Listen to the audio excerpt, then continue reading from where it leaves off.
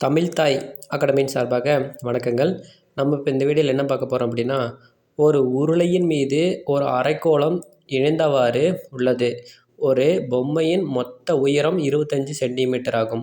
அதன் விட்டம் 12 சென்டிமீட்டர் எனில் பொம்மையின் மொத்த புறப்பரப்பை காண்க அப்படின்னு இருக்காங்களா. இப்படி அளவியல் சம்மில் பை யூஸ் பண்ணக்கூடிய எல்லா சம்மிலையும் நம்ம ஒரு சின்ன ட்ரிக்ஸை வச்சு ஆன்சர் எடுத்துடலாம். அதோட ஆன்சர் எப்போவுமே 7, 11 இதால் வகுப்படக்கூடிய நம்பராக தான் இருக்கும். இப்போது அந்த பையோட மதிப்பு என்னங்க, 22/7. அப்போது 11ஓட மடங்கு தான் 22. அப்போது 11ஆலையும் 7ஆலையும் எது வகுப்படுதோ அதுதான் ஆன்சரு. இப்போது 11ஆல் வகுப்படணும் அப்படின்னா அதுக்கு என்ன ட்ரிக்ஸ்னால், கொடுத்த நம்பரில் ஒரு நம்பரை விட்டு ஒரு நம்பர் கூட்டி அதை மைனஸ் பண்ணணும். மைனஸ் பண்ணால் 0 அல்லது 11 அல்லது 11 மடங்காக வந்துச்சுன்னா அதுதான் ஆன்சராக இருக்கும். இப்போது இதோட ஆன்சர் 1056ன்னு கொடுத்துருக்காங்க. 1யும் 5யும் கூட்டிப்போம்.